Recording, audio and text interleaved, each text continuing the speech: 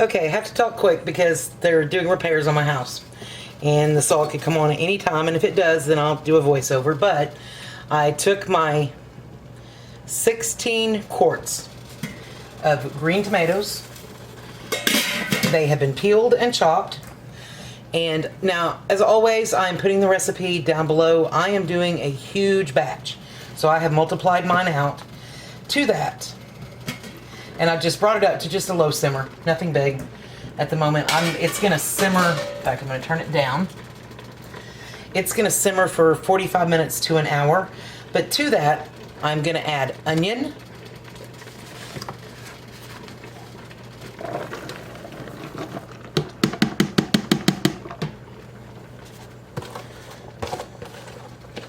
Chopped cilantro.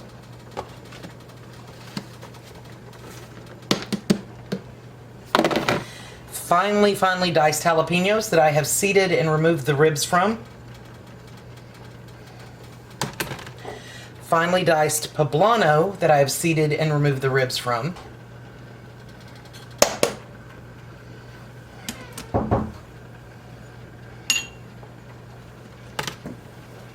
That's okay.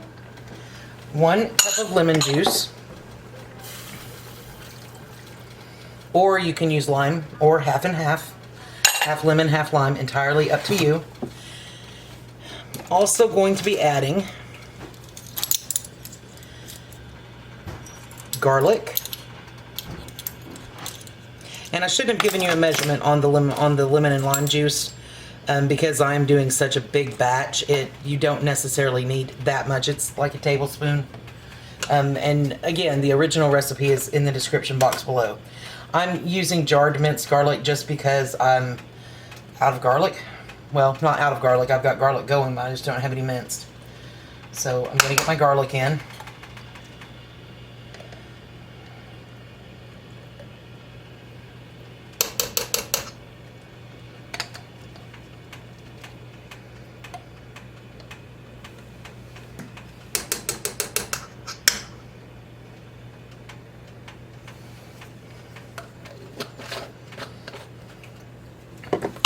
Alright, and the only other things that I'm going to add are some cumin and some salt. Where did my salt go?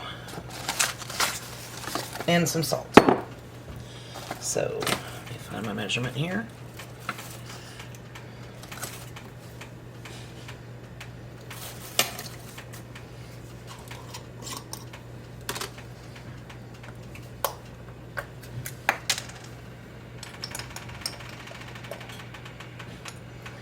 Now, the recipe calls for Anaheim peppers and jalapeno peppers. I don't like mine super spicy. I have a hard time finding Anaheims. You can change out your peppers. It's not a big deal to do so. Just keep the flavor profile that you like. Alright, so there was cumin, and then I need salt.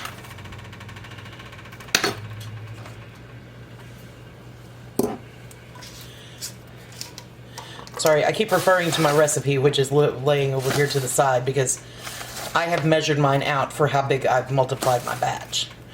That way I know how much I'm doing here.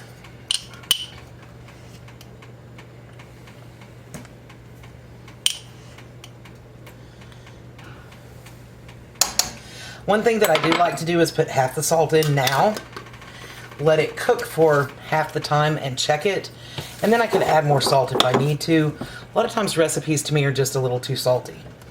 So anyway, what I was saying about the peppers is it calls for Anaheims and jalapenos. I like poblano. Not a fan of jalapeno. I find it a little too hot for me, but what I do like are these roasted green chilies. Now I'm going to start with just 2 cans added to it. And again, I will taste it about 20-30 minutes in before I puree it and see if I need to add another can or even 2 or 3. I do have enough to add up to 5 cans because I am doing like 6 to 8 times the recipe.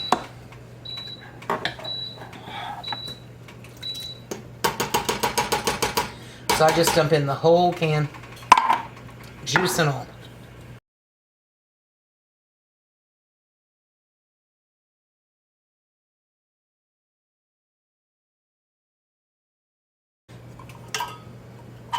Alright, so all that I'm going to do at this point is I'm going to give this a good stir. I am going to put a lid on it, and I'm going to let it simmer for about 30 minutes or so. Once that 30 minutes is up, I will bring you back and I'll show you next steps. Okay, it's been simmering for about an hour. I've adjusted the spices a little bit. I added another can of chilies, and I added a little more cumin. It has cooked down considerably. So what I'm going to do now is I'm going to use my immersion blender, and I'm going to puree this. I'm not going to make you listen to it, but once I get it pureed, I'll kind of show you the consistency.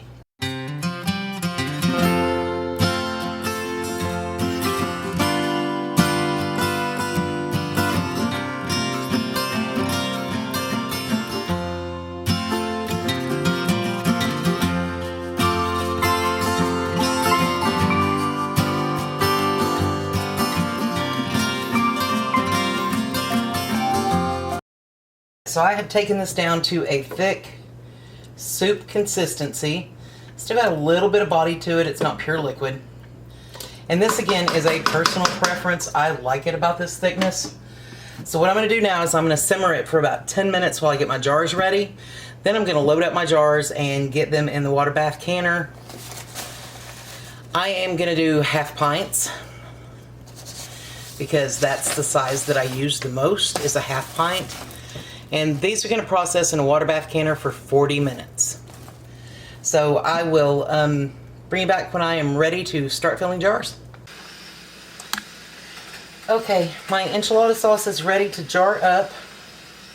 I am going to fill this to a 1/2 inch headspace. However, if you have been around my channel very long, you know that I am a notorious mess maker when it comes to filling sauces and soups. So I'm going to first fill my pitcher and use that to transfer to my jars.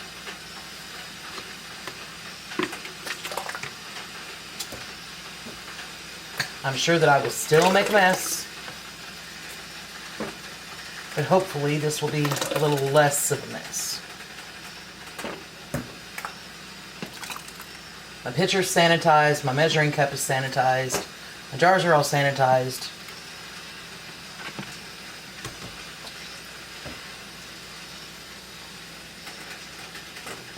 Just think this will be a little bit easier.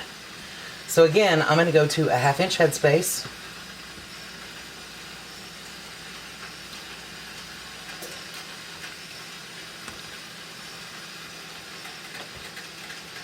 Just like that. Now, what I'm going to do at this point is I'm going to fill all of these jars. I'm going to get them cleaned up, wipe the rims, put on lids, rings, fingertip tight, and I'm going to get them in the water bath canner. They're going to go for 40 minutes. And while I'm filling some of these, I will just kind of let the film roll and play some music.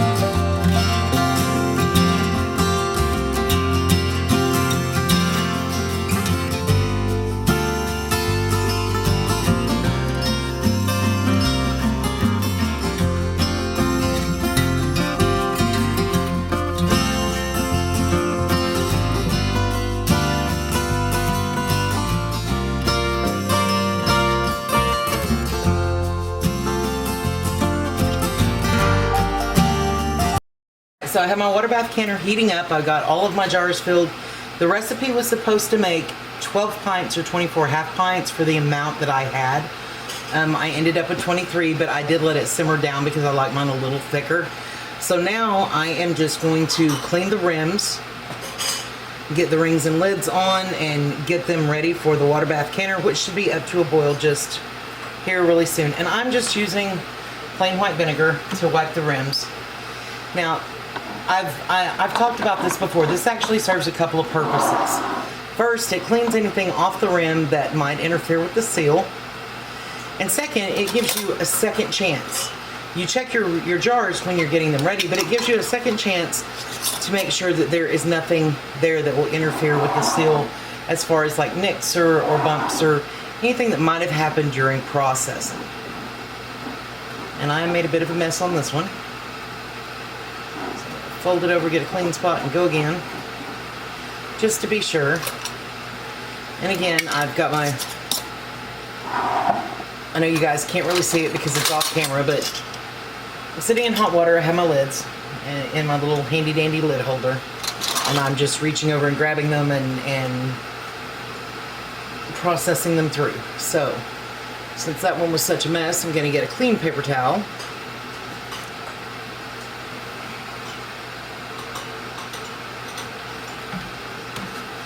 And I'm going to keep going, getting these ready to go into the canner as soon as it is up to a boil.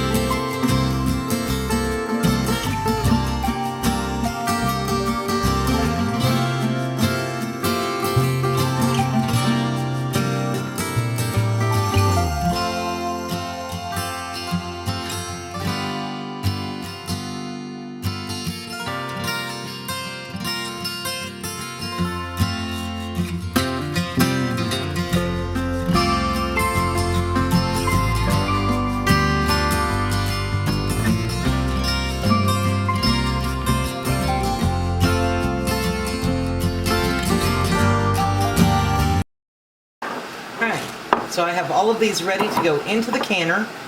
I am going to get them in the canner, covered with at least 1 inch of water. I think I can do a double stack in this canner and get all of them in at once.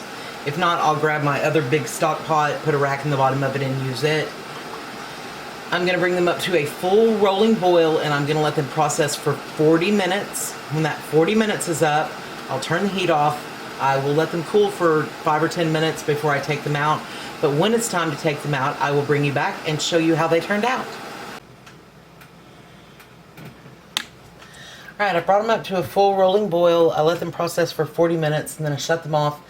They've been sitting for about 10 minutes or so. Some of them have already sealed. I've heard them. The first one out's always the hardest with these half-pint jars. Let's try here.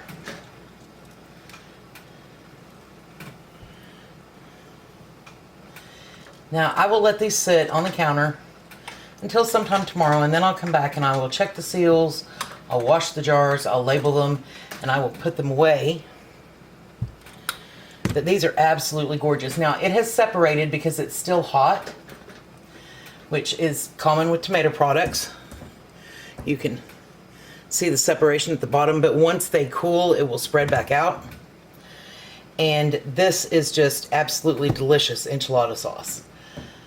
In fact, keep an eye out. In the next week or two, you will see a video of me making my Granny Irene's chicken enchiladas using this enchilada sauce.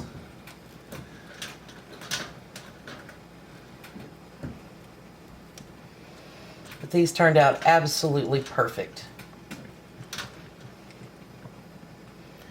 And y'all, do you see this canning mat? I've talked about this canning mat in a couple of other videos. I have 2 of them now. This is from Doreen's Quilting Creations.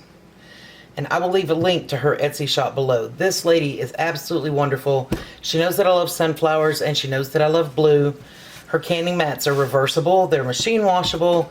They protect your counters. They protect your jars. They're absolutely gorgeous. The detail in the quilting is absolutely gorgeous. So if you have not checked out her Etsy shop, I encourage you to do so.